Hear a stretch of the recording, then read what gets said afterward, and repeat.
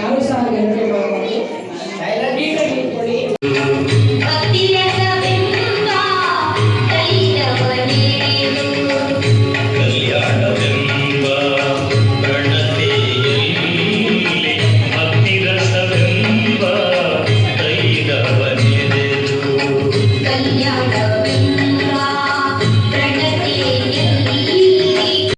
ನಮಗೆ ಆಗಮನ ಆಯಿತು. ನಿನ್ನೆ ನಮ್ಮ ತಾಯಿಯಿಂದ ನಮ್ಮ ಸಣ್ಣ ಸರ್ ಧರ್ಮಪತ್ನಿಯವರು ಇಲ್ರಿ ಮುಖ್ಯವ್ರ ನಾಳೆ ನೀವು ಒಂದಿಷ್ಟು ನಮ್ಮ ಓಂ ಮಂಡಳಿ ಶಕ್ತಿಯವರು ಒಂದು ಕಾರ್ಯಕ್ರಮ ಇಟ್ಕೊಂಡಾರ, ಅದಕ್ಕೆ ತಾವು ಒಂದಿಷ್ಟು ಬರಬೇಕು ಅಂತಂದ್ರೆ ಅವ ಏನು ಹೇಳಾರ್ದ ಹೆಂಗೆ ಮಾತಾಡೋಕೆ ಬರ್ತದೆ ನನಗೂ ಅಂತಂತಂದೆ. ಆದರೂ ಗೊತ್ತಿಲ್ಲ, ನನಗೆಷ್ಟು ತಿಳುವಳಿಕೆ ಪ್ರಕಾರವಾಗಿ ವಿಚಾರಗಳನ್ನು ಸಜ್ಜಲಿಗೂಡದ ಅಮ್ಮ ನುಡಿಸಾಳ ಅಂತೇಳಿ ಆ ಭಾವದಿಂದ ಒಂದು ಎರಡು ಮಾತುಗಳನ್ನು ಆಡಲಿಕ್ಕೆ ಅವಕಾಶವನ್ನು ಮಾಡಿಕೊಟ್ರಿ. ಯಾಕೆ ನಾ ಅವಸರ ಮಾಡಕತ್ತೀನಿ ಅಂದ್ರೆ, ನಾ ಆನೆಯ ಸೂರದೊಳಗೆ ಪುರಾಣ ಕದೀನಿ ರೀ. ಸಜ್ಜಲಿಗೂಡದ ಅಮ್ಮನ ಪುರಾಣ ನಡೆದದ, ಮತ್ತೆ ಸಾಯಂಕಾಲ ಪುರಾಣ ಪ್ರಾರಂಭ ಆಗಬೇಕು. ಅಷ್ಟರೊಳಗಾಗಿ ಮತ್ತೆ ಅಲ್ಲಿ ವೇದಿಕೆಗೆ ಶುಭ ಸಂಜೆಯ ಶುಭಾಶಯಗಳು. ಒಂದೇ ಮಾತರಮಿನ 150ನೆಯ ವಾರ್ಷಿಕೋತ್ಸವದ ಹಾರ್ದಿಕವಾದಂತಹ ಶುಭಾಶಯಗಳು ತಮ್ಮೆಲ್ಲರಿಗೂ ಸಹ.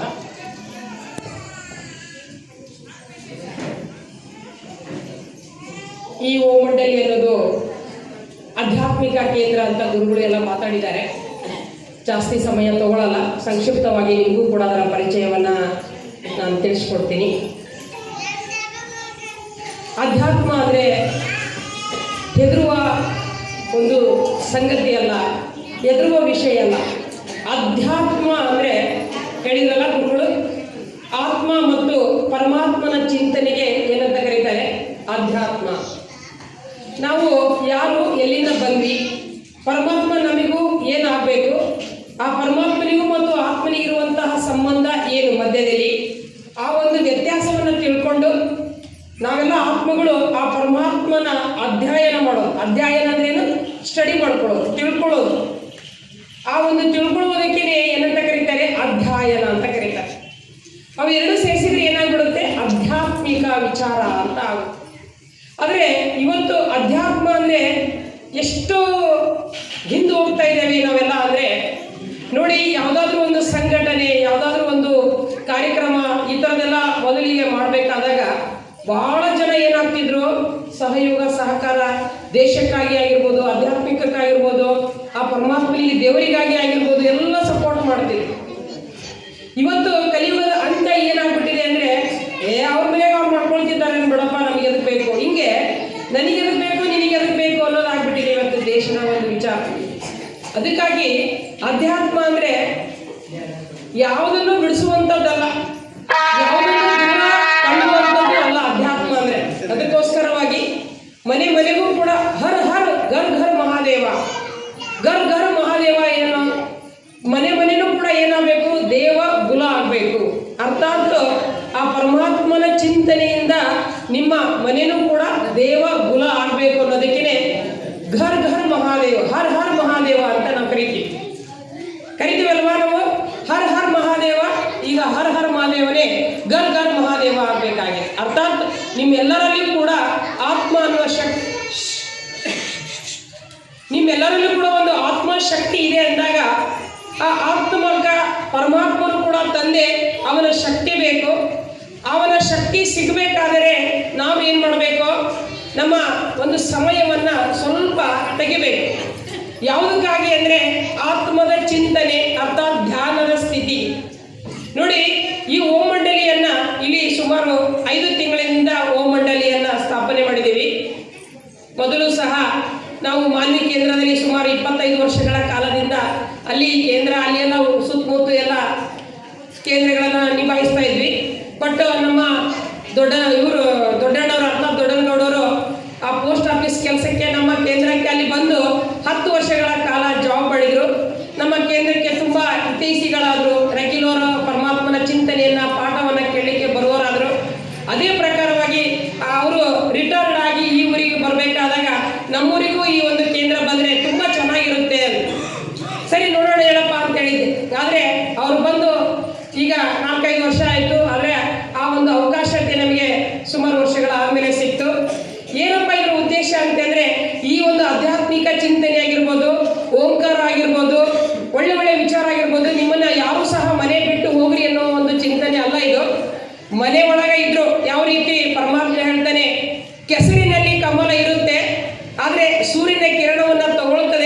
ಕೆಸರಿನಲ್ಲಿ ಇರ್ತದೆ, ನೀರಿನಲ್ಲಿ ಇರುತ್ತೆ, ಆದರೂ ಕೂಡ ತನ್ನ ಸುಗಂಧವನ್ನು ಜಗತ್ತಿಗೆ ಆಕರ್ಷಣೆ ಮಾಡ್ತದೆ. ತನ್ನ ಹೊಳಪಿನಿಂದ, ತನ್ನ ಸುಗಂಧದಿಂದ ಜನರ ಮನಸ್ಸನ್ನು ಸೆಳೆಯುವ ಕೆಲಸವನ್ನು ಮಾಡ್ತದೆ. ಅದೇ ಪ್ರಕಾರವಾಗಿ ಆ ಭಗವಾನ್ ವಾಚ ಏನಾಗಿದೆ, ಪರಮಾತ್ಮನ ವಾಚ ಏನಾಗಿದೆ, ನೀವು ಮನೆಯಲ್ಲಿ ಇರ್ರಿ, ಗೃಹಸ್ಥ ಜೀವನದಲ್ಲಿ ಇರಿ ಅಂತ ಹೇಳ್ತಾರೆ ಅಧ್ಯಾತ್ಮ. ಅಧ್ಯಾತ್ಮ ಮತ್ತೆ ಕಂಪ್ಲೀಟ್ ಎಲ್ಲವನ್ನು ಬಿಟ್ಟು ಹೊರಗಡೆ ಬಾ ಅಂತ ಹೇಳಲ್ಲ. ಅಧ್ಯಾತ್ಮ ಏನು ಹೇಳ್ತದೆ, ಮನೆಯಲ್ಲಿ ಇರು, ಸಂಬಂಧದಲ್ಲಿ ಇರು, ಎಲ್ಲರ ಜೊತೆಗಿರು, ಎಲ್ಲ ಕಾಯಕವನ್ನು ಮಾಡು, ಎಲ್ಲ ಕೆಲಸವನ್ನು ಮಾಡು. ಎಲ್ಲವನ್ನು ಮಾಡ್ತಾ ಇದ್ರೂ ಕೂಡ ನೀನು ನಿನ್ನನ್ನು ಅರಿತುಕೊಳ್ಳುವ ಕೆಲಸವನ್ನು ಮಾಡು. ಅವಾಗ ಗೊತ್ತಾಗ್ತದೆ ಈ ಜಗತ್ತಿಗೆ ನೀನು ಯಾಕೆ ಬಂದೀಯ ಅಂತೇಳಿ. ಯಾರು ಕಳಿಸ್ಯಾರ ನಿನಗೆ, ಯಾವುದಕ್ಕಾಗಿ ಕಳಿಸ್ಯಾರ, ನಾವು ಮತ್ತೆ ವಾಪಸ್ ಹೋಗ್ಬೇಕಾದ್ರೆ ಏನು ತಗೊಂಡು ಹೋಗಬೇಕು, ಇದು ಎಲ್ಲ ನಿಮಗೇನಾಗ್ಬಿಡ್ತದೆ, ಚಿಂತನೆ ಗೊತ್ತಾಗ್ತದೆ. ಅದಕ್ಕಾಗಿ ಈ ಒಂದು ಓಂ ಮಂಡಲಿ ಅನ್ನೋದು ಆಧ್ಯಾತ್ಮಿಕ ಕೇಂದ್ರ ನಿಮಗೆ 2 ಒಪ್ಪತ್ತು ಧ್ಯಾನ ಮಾಡೋದನ್ನು ಕಲಿಸ್ಕೊಡ್ತದೆ. ದಿನನಿತ್ಯ ನಾವು ಆ ಪರಮಾತ್ಮನ ಚಿಂತನೆಯಲ್ಲಿ ಯಾವ ರೀತಿ ಇರಬೇಕು, ನಮ್ಮ ದಿನನಿತ್ಯದ ಕೆಲಸ ಕಾರ್ಯಗಳಲ್ಲಿ ಯಾವ ರೀತಿಯಾಗಿ ನಾವು ಮುಂದುವರಿಬೇಕು ಅನ್ನೋದನ್ನು ಈಸಿ ಆದಂತಹ ಮೆಥಡ್.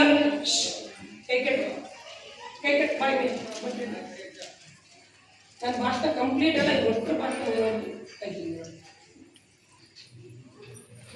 ಅದಕ್ಕೋಸ್ಕರವಾಗಿ ಈ ಒಂದು ಕೇಂದ್ರವನ್ನು ಇಲ್ಲಿ ಪ್ರಾರಂಭ ಮಾಡಿ 5 ತಿಂಗಳ ಕಾಲ ಆಗಿದೆ. ಅದಕ್ಕಾಗಿ ತಾವು ಈ ನಾಗರಳದ ಗ್ರಾಮಸ್ಥರು, ಶಿವಭಕ್ತರು, ಶಿವನ ಸದ್ಭಕ್ತರು ಕೂಡ ಇದ್ದೀರಾ.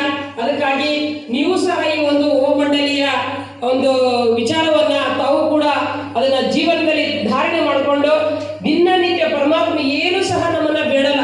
ನಿಮಗೆ ಏನಾದರೂ ಕೇಳ್ತಾನ ನೋಡಿ, ನೀವು ಪ್ರತಿದಿನ ದೇವಸ್ಥಾನಕ್ಕೆ ಹೋಗ್ತೀರಾ, 2 ಅಗರಬತ್ತಿ ತೊಗೊಂಡು ಹೋಗ್ತೀರಾ, ಸ್ವಲ್ಪ ಎಣ್ಣೆ ತೊಗೊಳ್ತೀರಾ, ದೀಪ ಬತ್ತಿ ತೊಗೊಳ್ತೀರಾ, ಹೋಗ್ತೀರಾ.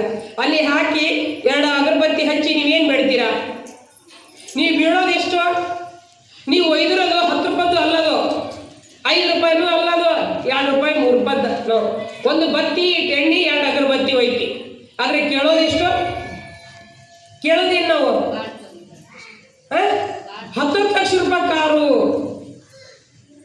10 ಲಕ್ಷ 50 ಲಕ್ಷ ರೂಪಾಯಿ ಬಂಗ್ಲೆ, ನಮ್ಮ ಮಗ ಡ್ಯೂಟಿ ಸಿಗಲಿ, ನೌಕರಿ ಸಿಗಲಿ, ನನ್ನ ಮಗಳಿಗೆ ಒಳ್ಳೆ ಗಂಡ ಸಿಗಲಿ, ನನ್ನ ಮಗಳಿಗೆ ಒಳ್ಳೆ ಮಂತ್ಯಾನ ಸಿಗಲಿ, ನನ್ನ ಮಗು ಒಳ್ಳೆ ಸೊಸೆ ಹೆಂಡತಿ ಸಿಗಲಿ, ಮತ್ತೆ ನಾವು ಮನೆ ಕಟ್ಟಬೇಕು. ಏನಪ್ಪ ಒಂದು ವಿಚಾರ 2 ನಾವು ಕೊಡೋದು 2 ಅಗರಬತ್ತಿ ಎಣ್ಣೆಗೆ ಅವು ನಿಮ್ಮ 10 ಲಕ್ಷ ಕಾರ್ಯವನ್ನು ಏನು ಮಾಡಬೇಕು? ಪೂರ್ಣ ಮಾಡಬೇಕು. ಆದರೆ ನಮ್ಮ ಮನಸ್ಸು ಏನಿರಬೇಕು, ಮಾಡ್ತಾನೆ ದೇವರು. ಆದರೆ ಆ ದೇವರು ನಮಗೆ ಏನು ಕೊಡ್ತಾ ಇದ್ದಾನೆ ಅದನ್ನು ನಿಸ್ವಾರ್ಥವಾಗಿ ಬೇಡೋಣ, ನಿಸ್ವಾರ್ಥವಾಗಿ ಅಧಿಕಾರದಿಂದ ಪಡೆಯಿರಿ ಅಂತ ಹೇಳ್ತಾರೆ. ಈಗ ಮನೇಲಿ ನಾವೆಲ್ಲ ಮಕ್ಕಳಿರ್ತೀವಿ, ಅಪ್ಪ ಅಮ್ಮನ ಹತ್ರ ಪಡಿಬೇಕಾದ್ರೆ ಭಿಕ್ಷೆ ಬಿಡ್ತೇವೆ, ಅಧಿಕಾರದಿಂದ ತಗೊಳ್ತೀವ? ಏನು ಮಾಡ್ತೀವಿ? ಅಧಿಕಾರ ಇರುತ್ತೆ ನಮಗೆ. ಯಾಕೆ? ಅಪ್ಪ ಅಮ್ಮ ಅಲ್ಲ ಅಂತ ನಮಗೆ ಅಧಿಕಾರ, ನಾವು ಹುಟ್ಟಿಸಿ ಇರ್ತಕ್ಕಂಥ ತಂದೆ ತಾಯಿಗಳು ಅಂತ ಅಧಿಕಾರ ಇರುತ್ತೆ. ಅದೇ ಪ್ರಕಾರವಾಗಿ ನಾವು ಭಕ್ತರಾಗಿ ಭಿಕ್ಷೆ ಬೇಡ್ತಾ ಇದ್ದೀವಿ, ಈಗ ಮಕ್ಕಳಾಗಿ ಅಧಿಕಾರ ಪಡೀರಿ ಅಂತ ಹೇಳ್ತಾ ಇದ್ದಾರೆ ಅವರು. ಮಕ್ಕಳಾದಾಗ ಅಧಿಕಾರ ಹೆಂಗಪ್ಪ ಅಂದರೆ, ಆ ಪರಮಾತ್ಮ ಕೊಡುವಂಥ ಪ್ರತಿಯೊಂದು ವಸ್ತುಗಳು ನಿಮ್ಮದೇ. ವಸ್ತುಗಳು ಅಂದರೆ ಬಿದ್ದು ಹೋಗುವ, ಮುರಿದು ಹೋಗುವ, ಕೆಟ್ಟು ಹೋಗುವ, ಹಾಳಾಗಿ ಹೋಗುವ, ನಶ್ವರವಾಗಿ ಹೋಗುವಂಥ ವಸ್ತುಗಳನ್ನು ದೇವರು ಕೊಡಲ್ಲ. ದೇವರು ಕೊಡುವಂಥ ವಸ್ತುಗಳು ಯಾವುವು? ಯಾವ ಹೇಳ್ತೀವಿ? ಯಾವ ಕೊಡ್ತಾರೆ ದೇವರು ಕೊಡುವ ವಸ್ತುಗಳು? ಸುಖ, ಶಾಂತಿ, ನೆಮ್ಮದಿ, ಆರೋಗ್ಯ, ಏನಪ್ಪ ಒಳ್ಳೆ ಚಿಂತನೆ, ಎಲ್ಲ ರೀತಿಯಾದಂಥ ನಮಗೆ ಸಂಪನ್ಮೂಲವಾದ ಜೀವನವನ್ನು ನೀಡುವಂಥ ಒಂದು ಕೆಲಸವನ್ನು ಆ ದೇವರು ಮಾಡ್ತಾರೆ. ಅದಕ್ಕೆ ಯಾರು ಕೊಡದೇ ಇರುವ ವಸ್ತುವನ್ನು ಅವನ ಹತ್ರ ಇರ್ತವೆ, ಅವನ್ನ ಪಡಿಬೇಕಾದ್ರೆ ನಾವು ಅವನ ಧ್ಯಾನವನ್ನು ನಾವು ಮಾಡಲೇಬೇಕಾಗ್ತದೆ. ಅದಕ್ಕೆ ಈ ಓಂ ಮಂಡಲಿಯ ಒಂದು ಕೇಂದ್ರವನ್ನು ಇಲ್ಲಿ ನಿರ್ಮಾಣ ಮಾಡುವ ಉದ್ದೇಶ ಏನಪ್ಪ ಅಂದರೆ, ಎಲ್ಲರೂ ಕೂಡ ಆ ಒಂದು ಸುಖ ಶಾಂತಿಯನ್ನು ಪ್ರಾಪ್ತಿ ಮಾಡಿಕೊಳ್ಳಿ, ಆ ಪರಮಾತ್ಮನ ಕೊಡುವ ಆಸ್ತಿಗೆ ಹಕ್ಕುದಾರಾಗಲಿ, ಅಧಿಕಾರಿಗಳಾಗಲಿ. ಅವನು ಎಲ್ಲರಿಗೂ ತಂದೆ. ಕೇವಲ ನಾವು ಈ ಧರ್ಮ, ಆ ಧರ್ಮ, ಆ ಕುಲ, ಈ ಕುಲ, ಯಾವ ಕುಲ ಗೋತ್ರ ಯಾವೂ ಇಲ್ಲ. ಎಲ್ಲ ಇಡೀ ವಿಶ್ವದಲ್ಲಿ ಒಂದು ಜೀವ ಜಂತುಗಳಿಗೂ ಕೂಡ ಅನ್ನದಾತ ಪರಮಾತ್ಮ, ಭಾಗ್ಯವಿದಾತ ಪರಮಾತ್ಮ, ರಕ್ಷಕ ಪರಮಾತ್ಮ, ಎಲ್ಲವನ್ನೂ ಸೃಷ್ಟಿಯನ್ನು ಸಂಭಾಲನೆ ಮಾಡುವಂಥವ್ರು ಯಾರು? ಆ ಪರಮಾತ್ಮ ದೇವರು ಇದ್ದಾರೆ. ಅದಕ್ಕಾಗಿ ಆ ಒಂದು ಸದುಪಯೋಗವನ್ನು ತಾವು ಸಹ ಪಡ್ಕೊಳ್ಳಿ. ಹಿಂಗೆ ಅನೇಕ ಚಿಂತನೆಗಳಲ್ಲೇ ಪರಿವರ್ತನೆಯಾಗಿ ನಮ್ಮ ಜೀವನವನ್ನು ಸುಖಮಯ ಮಾಡ್ಕೊಳ್ಳೋಣ. ನಾವು ಆ ಪರಮಾತ್ಮನ ಹತ್ರ ಅಧಿಕಾರಿಯಾಗೋಣ ಅಂತ ಹೇಳಿ ನಾನು ಈ ಒಂದು ಶುಭ ಸಂದರ್ಭದಲ್ಲಿ ತಮ್ಮ ಹತ್ರ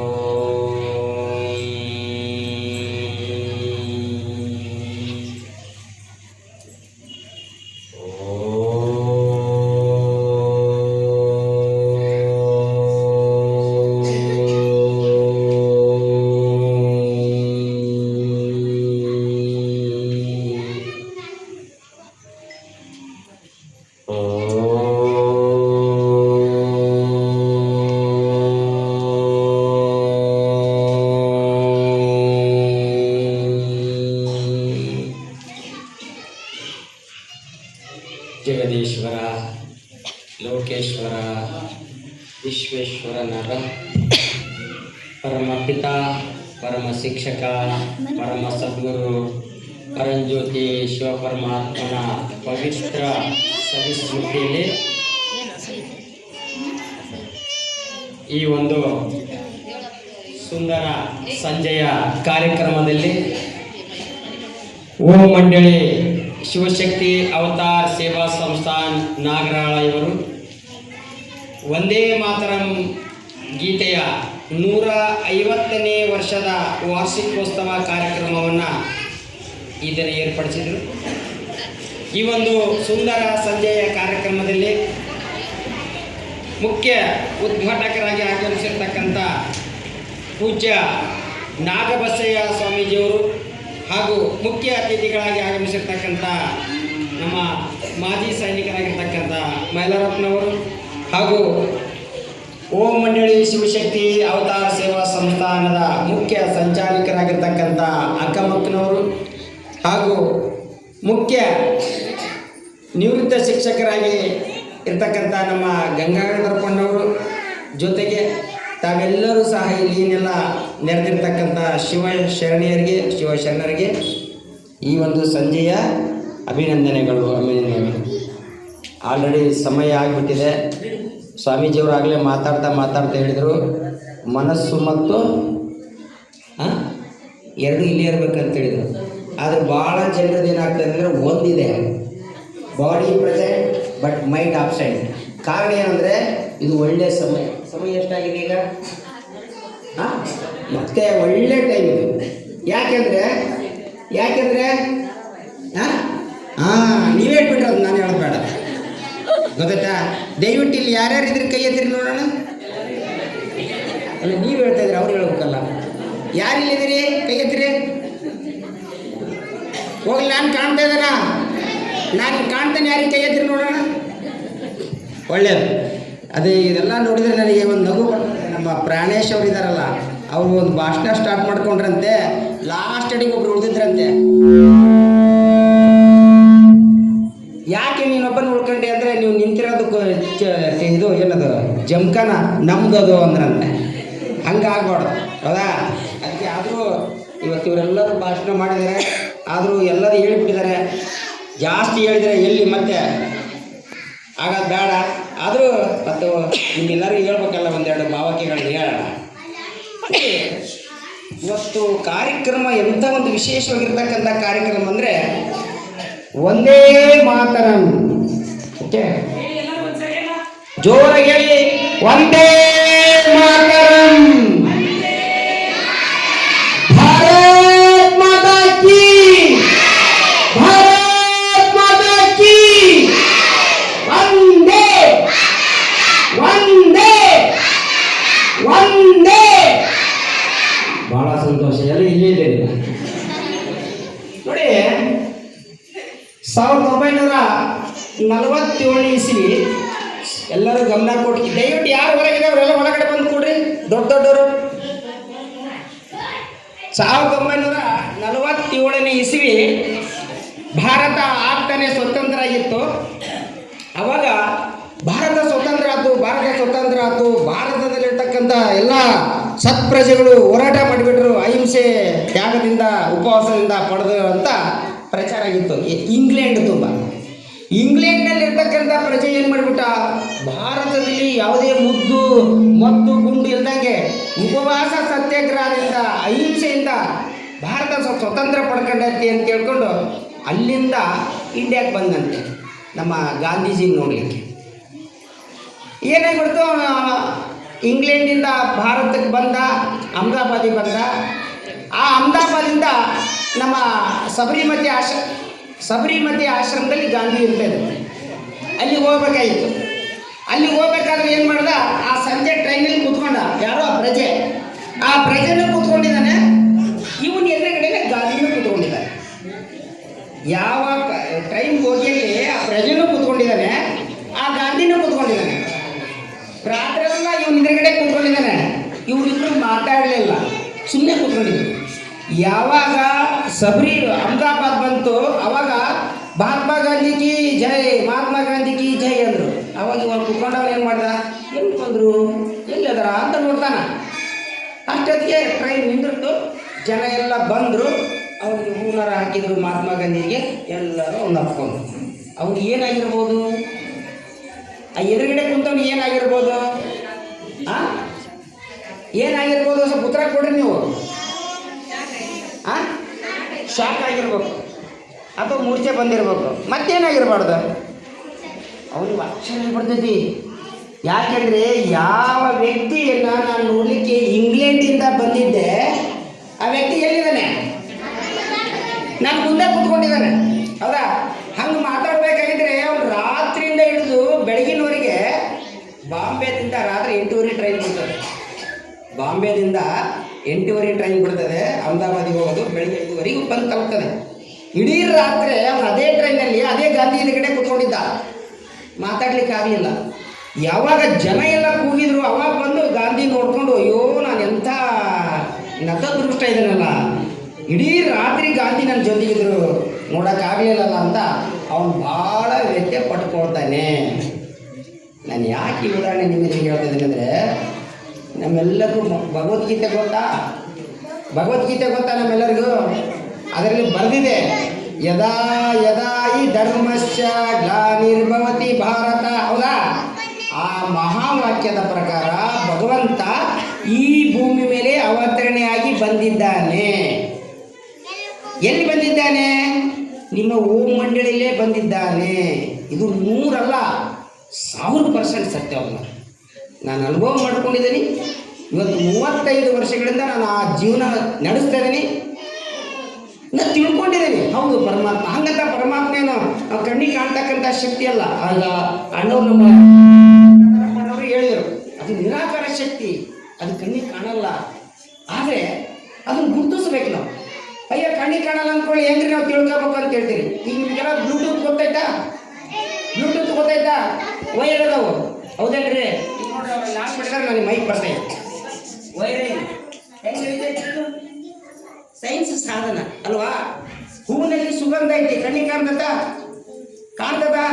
ನೀವೆಷ್ಟು ಕರೆಕ್ಟಾಗಿ ಹೇಳ್ತೀರಿ ಅಂದರೆ, ಎಲ್ಲೇ ಪಕ್ಕದಲ್ಲಿ ಸಂಪಿಗೆ ಹೂವಿನ ವಾಸನೆ ಬರ್ತಾ ಇದೆ, ಸಂಪಿಗೆ ಹೂ ಇರಬೇಕನೋ ಅಂತ ಹೇಳ್ತೀರಿ, ಮಲ್ಲಿಗೆ ಹೂ ಇರಬೇಕನೋ ಅಂತ ಹೇಳ್ತೀರಿ. ನಿಮಗೆ ಯಾವ ಸೈಲೆನ್ಸ್, ನಿಮಗೆ ಯಾವ ವಾಸನೆ ಬರ್ತದೋ, ವಾಸನೆ ಎಲ್ಲ ಸುವಾಸನೆ ಬರ್ತದೋ, ಇಂಥದ್ದೇ ಅಂತ ನೀವು ಐಡೆಂಟಿಫಿಕೇಶನ್ ಮಾಡ್ತೀರಿ. ಕಣ್ಣಿಗೆ ಕಾಣಲ್ಲ, ಆದರೆ ಅದನ್ನು ಗುರುತಿಸುವಂಥ ಒಂದು ಇಂದ್ರಿಯಗಳು ನಮ್ಮಲ್ಲಿದ್ದಾವೆ. ಒಂದು ಹೂವಿದೆ, ಅದರ ಸೌಂದರ್ಯ ನೋಡ್ಬೇಕಾದ್ರೆ ಕಣ್ಣಿನ ಮುಖಾಂತರ ನೋಡ್ಬೇಕು ನಾವು.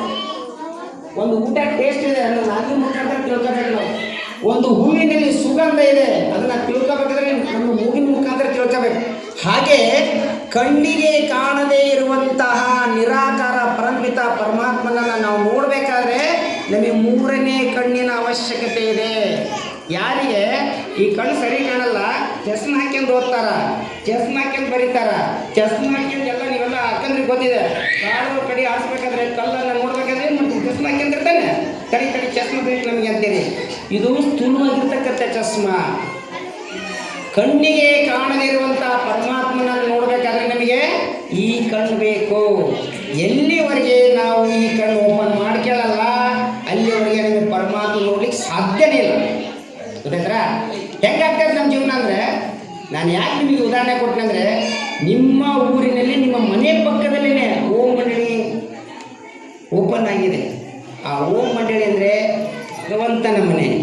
ನಿಮಗೆ ಪ್ರತಿದಿನಲ್ಲಿ ಓಂಕಾರ ಕಲಿಸ್ಕೊಡ್ತಿದ್ರೆ ಒಂದು 10 ನಿಮಿಷ, ಅರ್ಧ ಗಂಟೆ ಹೋಗಿ ನೀವು ಓಂಕಾರ ಮಾಡಿರಿ. ನಿಮ್ಮ ಜೀವನದಲ್ಲಿ ಏನಾದರೂ ಚೇಂಜಸ್ ಬರಲಿಲ್ಲ ಅಂದರೆ ನನಗೆ ಫೋನ್ ಮಾಡಿ. ನಾನು ಅದನ್ನು ಅನುಭವ ಮಾಡಿದ್ದೆ. 1000 ಜನಗಳ ಮೇಲೆ ನಾನು ಅದನ್ನು ಪ್ರಯೋಗ ಮಾಡಿದ್ದೇನೆ. ಎಂಥ ಮೆಂಟಲ್ ಪೇಷೆಂಟ್, ಅಂತಹ ಪೇಷೆಂಟ್ ಗುಳಿಗೆ ತಗೊಳ್ತಿದ್ದಾವ, ದಿನಕ್ಕೆ 3 ಗುಳಿಗೆ ತಗೊಳ್ತಿದ್ದ. ಅವನಿಗೆ ಓಂಕಾರ ಮಾಡಿಸಿ ಅವನು ಆ ಗುಳಿಗಿಂದ ಹೊರಗೆ ಬಂದಾನ. ಒಬ್ಬ ವ್ಯಕ್ತಿ ಯಾವಾಗಲೂ ಟೆನ್ಷನ್ ಇದ್ದ, ಅವನಿಗೆ ಓಂಕಾರ ಮಾಡಿಸಿ ಇವತ್ತು ಅವನು ಆರಾಮೇ ನೆಮ್ಮದಿ ಜೀವನ ಮಾಡ್ತಾಯಿದ್ದಾನೆ ಸರ್ ನಾನು ಅಂತ ಹೇಳ್ತಾನೆ. ಒಬ್ಬ ವ್ಯಕ್ತಿ ದಿನಾ ಮನೇಲಿ ಜಗಳ. ಒಬ್ಬ ವ್ಯಕ್ತಿ ದೊಡ್ಡ ಕುಡುಕ, ಮನೇಲಿ ಹೆಂಡತಿ ಜಗಳ, ದೊಡ್ಡ ಕಳ್ಳ. ಅಂಥ ವ್ಯಕ್ತಿ ಇವತ್ತು ಓಂಕಾರವನ್ನು ಅಂತ 2 ದಿನ ಮಾಡಿ ನಮಗೆ ಯಾಕೂ ಆಗಲಿಲ್ಲ ಅಂದರೆ, ಒಂದು ಶುಗರ್ ಬಂದಿದೆ ಅಂದರೆ ಎಷ್ಟು ದಿನ ಗುಳಿಗೆ ತಗೊಳ್ತೀರಿ? ಸಾಯಿವರೆಗೆ ತಗೊಳ್ತೀರಿ, ಸಾಯಿವರೆಗೆ ಅಂದ್ರೂ ಬೇಡ, ಅಟ್ಲೀಸ್ಟ್ ಒಂದು ಕೋರ್ಸ್ ಅಂತ ಡಾಕ್ಟರ್ ನಾವು ನೆಗಡಿ ಆಗೈತೆ ಅಂತ ಹೋದ್ರೆ ಎಷ್ಟು ದಿನ ಗುಳಿಗೆ ಕೊಡ್ತಾರೆ? ಒಂದೇ ಸಲ ಕೊಡ್ತಾರ? 3 ದಿನ 5 ದಿನ 1 ವಾರ ತಗೊಂಡು ನೆಕ್ಸ್ಟ್ ಬರ್ರಿ ಅಂತ ಹೇಳ್ತಾರೆ. ಅದಕ್ಕೊಂದು ಕೋರ್ಸ್ ಅಂತ ಹೇಳ್ತಾರೆ. ಹಾಗೆ ಇಲ್ಲಿ ಮಿನಿಮಮ್ ನಾವು ಒಂದು 15 ದಿನ ಆಗಲಿ, 1 ತಿಂಗಳಾಗಲಿ, 3 ತಿಂಗಳಾಗಲಿ ಅಭ್ಯಾಸ ಮಾಡ್ರಿ. ಒಂದು ಪೈಸೆ ಖರ್ಚಿಲ್ಲ. ಹೌದಾ? ಮಾಡ್ತೀರಾ ಎಲ್ಲರೂ? ಯಾರು ಮಾಡ್ತೀರಿ ಕೈ ಎತ್ತರಿ? ಎಲ್ಲರಿಗೂ ಸಣ್ಣ ಮಕ್ಕಳೇ ಕೈ ಎತ್ತಾರೆ, ಇವನ್ನ ಅವ್ರು ಯಾರು ಎತ್ತದವಲ್ರಿ. ಯಾಕಂದರೆ ಮತ್ತೆ ಎತ್ತಿದ್ರೆ ಮಾಡ್ಬೇಕಾಗತ್ತಲ್ಲ ಅಂತ. ಓಕೆ, ಇರಲಿ. ಆದರೆ ನಾಳೆ ಮುಂದೊಂದು ದಿನ ಆ ಇಂಗ್ಲೆಂಡಿನ ಪ್ರಜೆಯ ಸ್ಥಿತಿ ನಮಗೆ ಬರಬಾರ್ದು. ಹೌದಾ?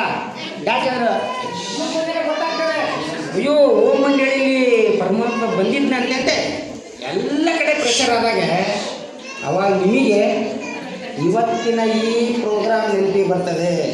ಓಹೋ, ಅವತ್ತು ಆ ಕಾರ್ಯಕ್ರಮದಲ್ಲಿ ಹೇಳಿದ್ರು, ನಾವು ಮಾಡಲಿಲ್ಲ. ಇದಕ್ಕೇನು ಪರಿಹಾರ ಅವಾಗ ಏನು ಮಾಡಲಿಕ್ಕೂ ಆಗಲ್ಲ. ಅದಕ್ಕೆ ಆ ಸಮಯ ಬರೋದಕ್ಕಿಂತ ಮೊದಲೇ ನಾವೀಗ ಜಾಗೃತರಾಗಬೇಕು. Okay, ready. ಇದರ ಜೊತೆಗೆ ನೋಡಿ, ಇವತ್ತು ವಿಶೇಷವಾಗಿರ್ತಕ್ಕಂಥ ಒಂದೇ ಮಾತಾಡೋ ಕಾರ್ಯಕ್ರಮ. ಮಕ್ಕೋ ಕುತೋ ಸುಮ್ಮನೆ ಗಲಾಟೆ ಮಾಡಬೇಡ. ಭಾರತ ಸ್ವತಂತ್ರ ಆಗೋದಕ್ಕಿಂತ ಮೊದಲೇ ಯಾರೆಲ್ಲ ಸ್ವತಂತ್ರಕ್ಕೋಸ್ಕರ ಹೋರಾಟ ಮಾಡಿದರೆ ಅವ್ರ ಬಾಯಿಗೆ ಏನು ಶಬ್ದ ಬರ್ತಾಯಿತ್ತು? ಯಾರ ಅಯ್ಯೋ ಅಪ್ಪ ಅಮ್ಮ ನಾನು ಬಿಡ್ರಿ, ಹೊಡಿಬೇಡ್ರಿ, ತಪ್ಪು ಮಾಡಿದೆ ಅಂತ ಯಾರಾದರೂ ಹೇಳ್ತಿದ್ರ? ಯಾರಾದ್ರೂ ಒಬ್ಬರು ಬೈಲಾರ?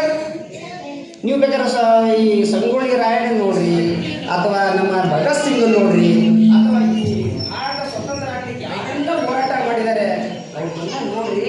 ಅವ್ರು ಎಂದು ಅವ್ರಿಗೆ ಏನು ಹಾಕ್ತಾ ಇರ್ತಾರೆ ಆ ಟೈಮಲ್ಲಿ ಕೂಡ ಹೊಲೋದಾಗಲಿ ಕರೆಯೋದಾಗಲಿ ನಾವು ತಪ್ಪು ಮಾಡಿಬಿಟ್ಟಿವಿ, ಅವ್ರು ಹೇಳಿದ್ರು, ನಾನು ಮುಂದೂಡಿದ್ರು, ಅವ್ರು ಹೇಳಿದ್ರು ನಾನು ಮಾಡಿದೆ ಅಂತ ಯಾರು ಒಬ್ಬರು ಹೇಳಿದಾರ? ಯಾಕೆಂದರೆ ಅವರಿಗೆ ದೇಶದ ಬಗ್ಗೆ ಅಷ್ಟೊಂದು ಅಪಾರವಾದಂಥ ದೇಶ ಪ್ರೇಮ, ದೇಶಭಕ್ತಿ. ನಾನು ಒಬ್ಬರ ಸತ್ರ ಏನಾಯ್ತು, ನನ್ನಂತ 100 ಜನ ಮತ್ತೆ ದೇಶ ಪ್ರೇಮಿಗಳು ಹುಟ್ಕೊಳ್ತಾರೆ ಅಂತಕ್ಕಂಥದ್ದು. ಅದಕ್ಕೆ ಸಂಬಂಧಪಟ್ಟಂಥ ಒಂದು ಸಣ್ಣ ಉದಾಹರಣೆ ಹೇಳಿ ನಾನು ಮುಗಿಸ್ತೇನೆ. ಬ್ರಿಟಿಷ್ ಗೌರ್ಮೆಂಟ್ ಇತ್ತು. ಆ ಮಕ್ಕಳೇ, ಆ ಸಮಯದಲ್ಲಿ ಒಬ್ಬ ಸಣ್ಣ ಹುಡುಗ, ಒಂದು 8 ರಿಂದ 9 ವರ್ಷದ ಹುಡುಗ, ಅವನಿಗೆ ನೋಡಿ ಎಷ್ಟು ದೇಶದ ಬಗ್ಗೆ ಗೌರವ ಇದೆ. ಬ್ರಿಟಿಷ್ ಗೌರ್ಮೆಂಟ್ ಆಫೀಸ್ ಮೇಲೆ ಹೋಗಿ ಇಂಡಿಯಾ ಧ್ವಜ ಹಾಸಿ ಬಂದ್ಬಿಟ್ನಂತ. ಬ್ರಿಟಿಷರಿಗೆ ಬಿಡ್ತಾರ? ಇಮ್ಮಿಡಿಯೇಟಾಗಿ ಅವನಿಗೆ ಫೈರ್ ಮಾಡಿದ್ರು, ಹೊಡೆದ್ಬಿಟ್ರು. ಯಾಕೆಂದ್ರೆ ಅವ್ರಿಗೆ ಫೈರ್ ಮಾಡೋದೇನು ದೊಡ್ಡ ಮಾತಲ್ಲ, ಅವ್ರು ಯಾರು ಹೆದರ್ಬೇಕು ಆಗಿಲ್ಲರಿ. ಆ ಥರ ನಮ್ಮ ದೇಶದ ಗುಲಾಮ ಆಗಿಬಿಡುತ್ತೆ. ಅವು ಹೊಡೆದು ಬಿಡ್ತಾರೆ, ಅವನ್ನ ಅಲ್ಲೇ ಬಿಟ್ಟು ಬಿಡ್ತಾನೆ, ರಕ್ತ ಎಲ್ಲ ಹರಿತಿರ್ತೈತಿ. ತಕ್ಷಣ ಅವಾಗ ಈಗ ಎಲ್ಲಿ ಕಾರ್ ಗೀರಲ್ಲಿ ಎಲ್ಲಿ ಬರಬೇಕು? ಹೋದ್ರೆ ಟಾಂಗ ಒಯ್ಬೇಕು, ಇಲ್ಲ ಸೈಕಲ್ ಒಯ್ಬೇಕು, ಎತ್ತಿನ ಗಾಡಿ ಒಯ್ಬೇಕು. ತಕ್ಷಣ ಅವನ್ನೆಲ್ಲ ಒಂದು ಬೆಡ್ಶೀಟ್ನಲ್ಲಿ ಸುತ್ತಿ ಹೇಳ್ತಾರೆ, ತಗೊಂಡು ಎತ್ತಿನ ಗಾಡಿಗೆ ಹಾಕೊಂಡು ಹೋಗಿ ಹಾಸ್ಪಿಟಲ್ಗೆ ತೋರಿಸ್ತಾರೆ. ಅವನು ಕೋಮಾ ಸ್ಥಿತಿಗೆ ಹೋಗ್ಬಿಡ್ತಾನೆ ಆ ಮಗು, ಸಣ್ಣ ಮಗು. ಆವಾಗ ಎಲ್ಲರೂ ಸ್ವಲ್ಪ ಆದಮೇಲೆ ಔಷಧಿ ಗಿಷ್ಟೆಲ್ಲ ಕೊಟ್ಟ ಮೇಲೆ ಜಾಗೃತಿ ಬರ್ತೈತಿ. ನಾನು ಎಲ್ಲಿದ್ದೀನಿ ಅಂತ ಕೇಳ್ತಾನೆ. ಹಾಸ್ಪಿಟ್ಲಲ್ಲಿ ಇದೆಯಪ್ಪ ನೀನು, ನಾನೇ ಇಲ್ಲಿ ಬಂದೆ ಅಂತ ಕೇಳ್ತಾನೆ. ಆವಾಗ ಆ ಡಾಕ್ಟ್ರ್ ಹೇಳ್ತಾರೆ, ನೀನು ಬ್ರಿಟಿಷ್ ಆಫೀಸ್ ಮೇಲೆ ನೀನು ಜಡ್ಡೆ ಹಾಕ್ಸ್ಬಿಟ್ಟಿದ್ದಲ್ಲಪ್ಪ, ಅದಕ್ಕೆ ಅವ್ರು ಹೊಡೆದು ಬಿಟ್ರು ಗುಂಡಿಲಿ. ನೋಡಿ, ಆ ಸಣ್ಣ ಮಗು ಇದ್ದಾನೆ, ಅವನು 8 ರಿಂದ 9 ವರ್ಷ. ಅವನ ಬಾಯಲ್ಲಿ ಬಂದಂಥ ಶಬ್ದ ಏನು ಅಂದರೆ, ಆ ಒಂದೊಂದು ಶಬ್ದ ನನಗೆ ಇವತ್ತು ಪ್ರೇರಣೆ ಕೊಡ್ತದೆ. ಏನಂದರೆ, ಡಾಕ್ಟ್ರೇ ನನಗೆ ಗುಂಡೇನು ಮುಂದೆ ಬಿದ್ದಿದ್ವೋ ಹಿಂದೆ ಬಿದ್ದಿದ್ವೋ ಅಂತ ಕೇಳ್ತಾನೆ ಅವನು. ಏನು ಕೇಳ್ತಾನೆ? ಗುಂಡು ಮುಂದೆ ಬಿದ್ದಿದ್ವೋ ನನಗೆ ಹಿಂದೆ ಬಿದ್ದಿದ್ವೋ ಅಂತ ಕೇಳ್ತಾನೆ. ಗುಂಡು ಎಲ್ಲಿಗೆ ಬಿದ್ರೇನು, ನೀನು ಕೋಮಾವಸ್ಥೆಗೆ ಬಂದಿದ್ಯಾ, ನೀನು ಸಾಹಿತ್ಯ ಅಂತ ಏನಂತೆ. ಆವಾಗ ಇಲ್ಲ ನೀವು ಹೇಳಿ ಅಂತ ಕೇಳಿದಾಗ, ಯಾಕೆ ಇಲ್ಲ ನೀವು ಹೇಳಿ ನನಗೆ ಫಸ್ಟು ಅಂತ ಹೇಳ್ತಾನೆ. ಆವಾಗ ಡಾಕ್ಟ್ರ್ ಹೇಳ್ತಾರೆ, ನೀನು ಎದೆಗೆ ಬಿದ್ದುವಪ್ಪ ಗುಂಡು ಅಂತ ಹೇಳ್ತಾರೆ. ಅವಾಗ ಡಾಕ್ಟರ್ ಕೇಳ್ತಾರೆ ಪುನಃ, ಈಗೇನು ಹೇಳ್ತಪ್ಪ ನೀನು ಅಂತ. ಅವಾಗ ಆ ಮಗು ಹೇಳ್ತದೆ, ನನ್ನ ಎದೆಗೆ ಗುಂಡು ಬಿದ್ದಿದೆ ಒಂದು ಅರ್ಥ ಏನು, ನಾನು ಬ್ರಿಟಿಷರಿಗೆ ಎದೆ ಒಡ್ಡಿ ಹೋರಾಟ ಮಾಡಿದ್ದೀನಿ, ಅವ್ರು ನನಗೆ ಎದೆ ಹೊಡೆದಾಗ ಅದು ಸಂದೇಶ ನನ್ನ ದೇಶಕ್ಕೆ ಹೋಗ್ತದೆ. ಅದೇ ನನಗೆ ಗುಂಡು ಬೆನ್ನಿಗೆ ಬಿದ್ದಿದ್ರೆ ಬ್ರಿಟಿಷರ ಗುಂಡುಗಳಿಗೆ ಹೆದರಿ ಹೇಡಿಯಾಗಿ ಓಡೋಗ್ತದ, ಅವ್ರು ಹಿಂದೆ ಹೊಡೆದ್ರು ಅವನ್ನ. ಇದು ತಪ್ಪು ಸಂದೇಶ ಹೋಗ್ತೈತಿ ದೇಶಕ್ಕೆ. ಅಂಥ ಕೆಲಸ ನನ್ನಿಂದ ಆಗಬಾರ್ದು. ಯಾಕೆಂದರೆ ನಾನು ಈ ದೇಶದಲ್ಲಿ ಹುಟ್ಟಿದ್ದೇನೆ, ಈ ದೇಶದಲ್ಲಿ ನಾನು ನೀರು ಕುಡಿತೇನೆ, ಈ ದೇಶದಲ್ಲಿ ಈ ಭೂಮಿ ಮೇಲೆ ಭಾರತ ಒಂದು ಭೂಮಿಯಲ್ಲಿ ಬೆಳೀತಕ್ಕಂಥ ಅನ್ನ ತಿಂತ ಇದೆ. ನನ್ನ ಮೇಲೆ ನನಗೆ ದೇಶಕ್ಕೆ ಏನು ಸೇವೆ ಮಾಡೋಕ್ಕಾಗ್ತಲ್ಲ, ನಾವು ಆ ದೇಶದ ಬಗ್ಗೆ ಅಭಿಮಾನ ಇಟ್ಕೊಂಡೆ ಅಂದಮೇಲೆ ಆ ದೇಶದ ಬಗ್ಗೆ ನಮ್ಗೆ ಇರಬೇಕು ಅನ್ನೋದೊಂದು ಮಾತು ಹೇಳಿದ್ರು ಆಗಲೇ. ಜಗತ್ತಿನಲ್ಲಿ ಯಾವ ದೇಶಕ್ಕೂ ಮಾತಾ ಅಂತ ಕರೆಯಲ್ಲ. ಯಾಕಂದರೆ ಅವ್ರಿಗೆ ಹಣೆ ಬರೆದಾಗ ಗೊತ್ತೇ ಇಲ್ಲ. ಅವ್ರು ಒಳ್ಳೆ ಮಾತು ಹೇಳಿದ್ರು. ಅದು ಭಾರತ್ ಮಾತಾಕ್ಕಿಂತ ನಾವೇ ಹೇಳೋದು ಬಿಟ್ಟರೆ ಚೀನಾ ಮಾತಾ, ಅದು ಅಮೇರಿಕಾ ಮಾತಾ, ರಷ್ಯಾ ಮಾತಾ, ಪಾಕಿಸ್ತಾನ್ ಮಾತಾ ಯಾರು ಕೇಳಿದ್ರ? ಎಲ್ಲರೂ ಕೇಳಿದ್ರ? ಇಲ್ಲ. ಅವ್ರು ಹೇಳಿ ಕೇಳಿದ್ರ? ಯಾಕೆಂದ್ರೆ ಅದು ಗೊತ್ತೇ ಇಲ್ಲ ಅವ್ರಿಗೆ. ನಮ್ಮಲ್ಲಿ ಏನಾಗಿದೆ ಅಂದರೆ ಭಾರತಕ್ಕೆ ಗೌರವ ಕೊಡೋದ್ರಿಂದ ನಾವು ಪ್ರತಿಯೊಂದು ನದಿಯನ್ನು ಮಾತೃ ಸ್ವರೂಪಿಯಾಗಿ ಕಾಣ್ತಾ ಇದ್ದೇವೆ. 2 ನದಿ ಬಿಟ್ಟರೆ ಒಂದು ಬ್ರಹ್ಮಪುತ್ರ, 2 ಕೃಷ್ಣ, ಇನ್ನೊಂದು ಯಾವ್ದಾರು ಗೊತ್ತಾಯ್ತಾ? ಬಿಟ್ಟರೆ ಮೊದಲ ನದಿ ಯಾರವು? ಭೂಮಿನೂ ತಾಯಿನೇ.